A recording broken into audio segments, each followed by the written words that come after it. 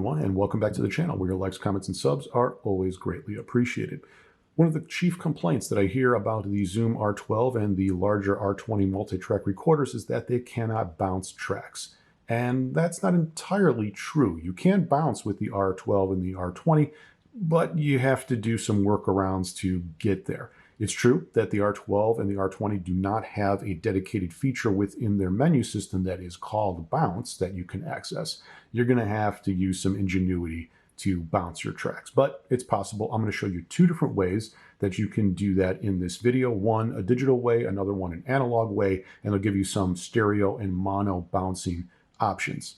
If you're not familiar with what bouncing is, it goes back to multi-track recorders that were even 4 tracks that you might record on a cassette tape. It would have 4 tracks that maybe you've put content on 1, 2, and 3. You leave track number 4 open, and you would then bounce all of these tracks onto that single track. Then you could delete 1, 2, and 3, and then you can, have the sounds that you had originally here and keep progressing with your song, building layers to the song, because you would open up tracks 1, 2, and 3 again to record new content. It's somewhat irreversible because after you go through the bounce, you're not going to be able to go back and kind of re-level things that you initially had across 3 tracks or more. That's a limitation of bouncing tracks, but it is possible on the R12 and the R20. On the R20, maybe it's not a big deal because you've got 16 tracks to work with.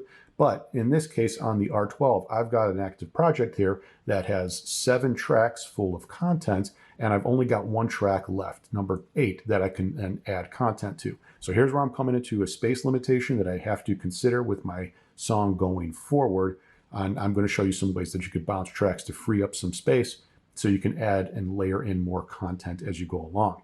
In my 7 tracks that I have of content here, tracks 1 through 4 are my drum tracks, my percussion sounds. I've got it all broken up into bass, snare, some extra percussion sounds, and a wood block. And then I also have melodies and bass lines on other tracks. I'm going to play just a little bit of this larger project that I'm working on so you get a feel for it. But what we're ultimately going to do is bounce tracks 1 through 4 onto either a stereo bounce track or a mono bounce track. So I'll play just a couple seconds of the song for you. Bonus points if you can identify what the 90s retro video game song is. All right, let's have a listen.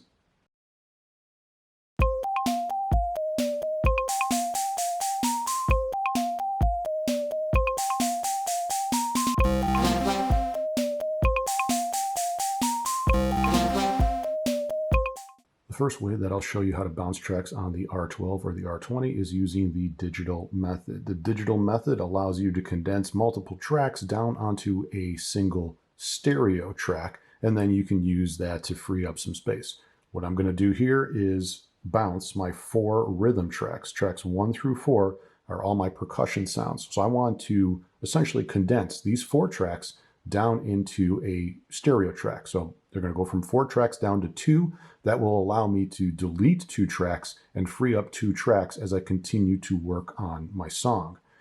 What we want to do is first mute the tracks that we're not using. Tracks 5, 6, and 7 have my melody and bass line stuff that I'm working on right now. So the first thing that we'll need to do is mute those 3 tracks.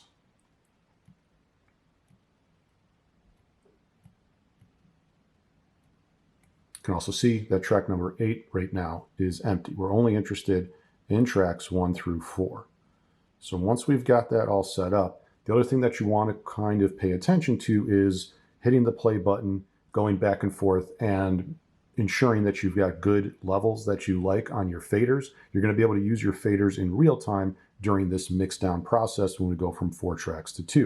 And that's exactly what we're going to do. We're going to mix down our tracks. So go to the fader view. And within the fader view, there is the option to mix down. You need to select the mix down button and it'll turn red. When it turns red, any of the active tracks that when we hit record are now going to be mixed down into a stereo track. So we're just going to go ahead and hit the record button. I could adjust the faders in real time, but in this case, I've got my faders for tracks 1 through 4 set up at levels that I'm comfortable with, and we're just going to let it play through the entirety of the song. In real time, it'll mix it down into a stereo track. Here we go. I'm going to hit the record button.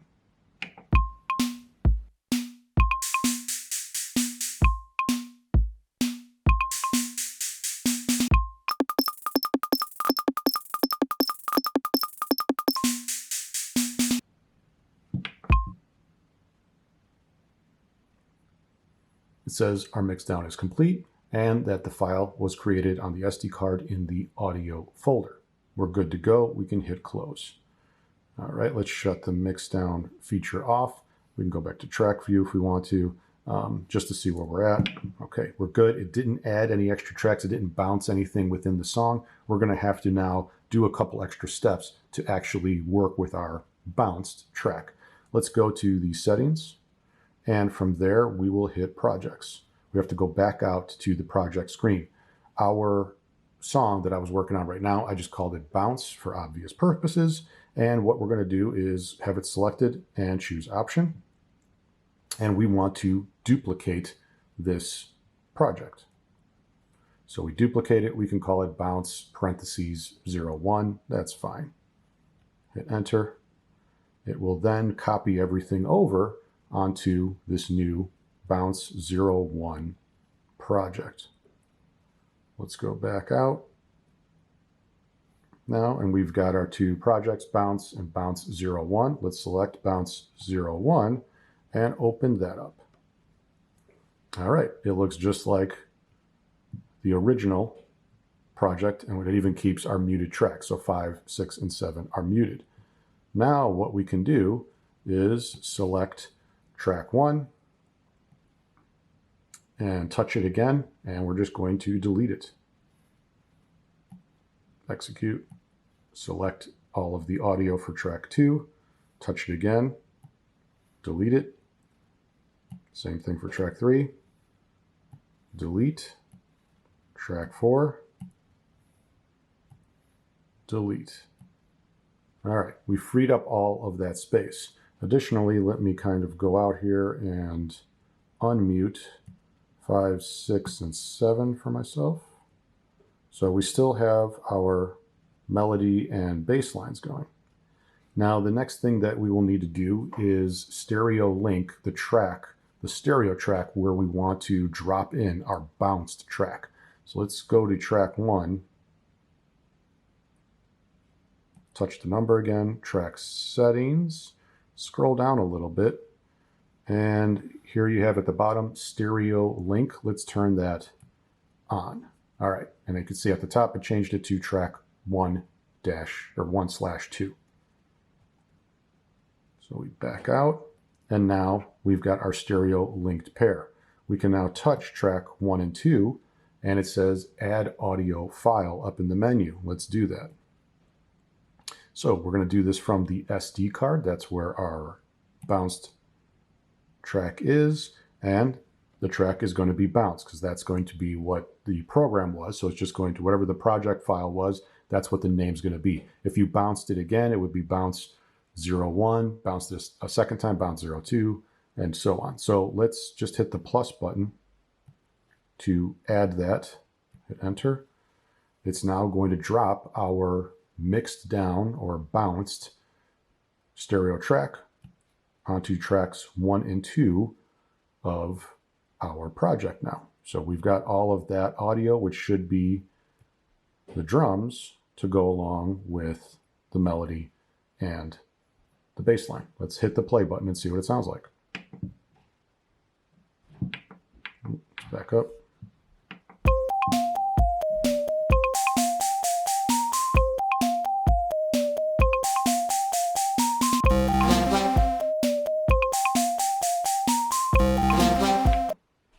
So you can see it worked. We've now moved tracks 1 through 4, which were all of our percussion rhythm tracks, and we've compressed that down into a 2-track, a stereo file here that we've now put onto tracks 1 and 2 that effectively has freed up tracks 3 and 4 so we can continue working, and I still had track 8. So now I've still got 3 tracks that I can add things to when it comes to my project. That is the digital way that you can bounce tracks on the R12 or the R20. Another way that you can bounce tracks on the R12 or on the R20 is using an analog method. Now the analog comes with some drawbacks, but it does have one key advantage, which allows you to bounce multiple tracks. In this case, I'm going to bounce tracks 1 through 4 onto a single mono track, which is something that you can't do in the digital method. In order to set this up, I have muted tracks 5, 6, and 7 again, so I do not want to be playing those in real time and bounce those, but I'm going to bounce in this case onto the open track number 8. That's where my mono track is going to go. That's going to contain all of the sounds from tracks 1 through 4. In order to set this up, you're going to need a 1/4 inch to 1/4 inch cable. So a 1/4 inch TS to 1/4 inch TS cable. You're going to plug in one end of the TS cable into the R12's left monitor out, and then run the other end of the cable into the R12's channel 1 input. Essentially what we're doing is taking the sound from the left side of the R12, it's running out of the machine and going right back into it, into input number 1.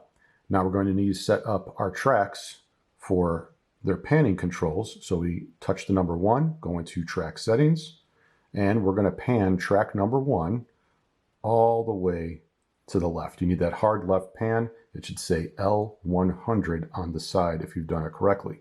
Go to track 2, let's pan it hard left all the way to L100. Track number 3, hard left. Track 4, hard left. The other thing that we need to set up is our open track 8 to take all the sound and set it up in a way that we can actually monitor this. So we're going to take track 8 and pan it all the way to the right. This way, when the sound leaves the R12 from the left side and comes back into track 8, it doesn't wind up going in both sides and feeding right back into the monitor out again. So this way we're just recording onto the right side of track 8, and that's what we're hearing. So let's back out of this. And the other thing that we need to set up is the input routing. So we're using input number 1. We need to put that onto track 1. So it's going to record onto track 1, or I'm sorry, all the sounds from tracks 1, 2, 3, and 4 are going to record onto the mono track number 8. All right, so we've got this set up now. I've got the track 8 fader set for 0. And this way, really all the sounds that I'm set here for tracks 1 through 4 are good to go. I've kind of played around with my the gain of input 1, so it kind of sounds even and balanced and it's not clipping. And so what we're going to do now is just hit the record button and play everything in real time and allow tracks 1 through 4 to bounce onto the open track 8. Here we go.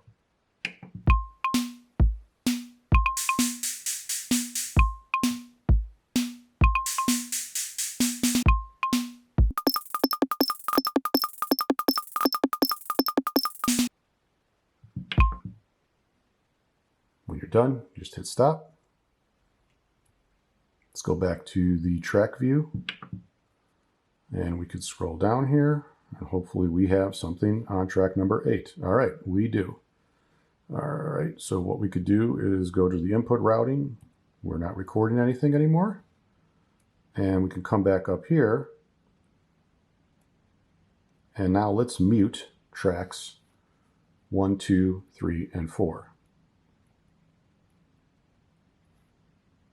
All right. And at the same time, we can unmute 5, 6, and 7. Okay, so now we can check out what everything sounds like, but the first thing that we should probably do is rebalance track number 8. So let's go to the track settings for track number 8, and let's pan this back to the center. All right, so we're back here, it says center, we should be good. And let's see what it sounds like.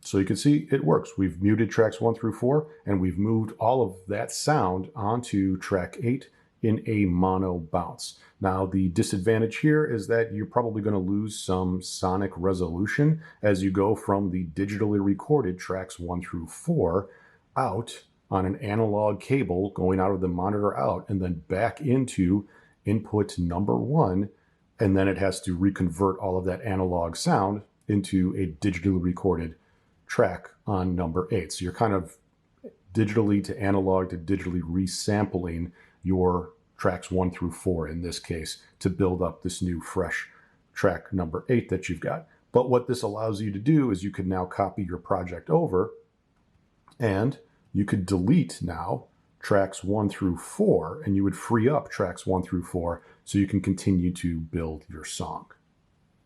Well, those are 2 ways that you can bounce tracks on the Zoom R12 or R20 multi-track recorders. You can use the digital method, which will preserve your sonic fidelity, but you have to bounce everything down to a stereo track. Or you can use the analog method. It'll allow you to bounce everything to a mono track, but you may have some signal loss. Whichever path you choose, it will allow you to free up some tracks so you can still add on more layers and more instruments to your song and your project. It'd be great if Zoom comes out with a firmware update that allows you to mix down or bounce to a mono track using the digital method. But until they come out with a firmware update, you're probably going to have to go with one of these 2 methods that I showcased here. All right, that's all I wanted to cover in the video today. If you have any questions or comments, please leave them below, and I'll see you again next time. All right, goodbye.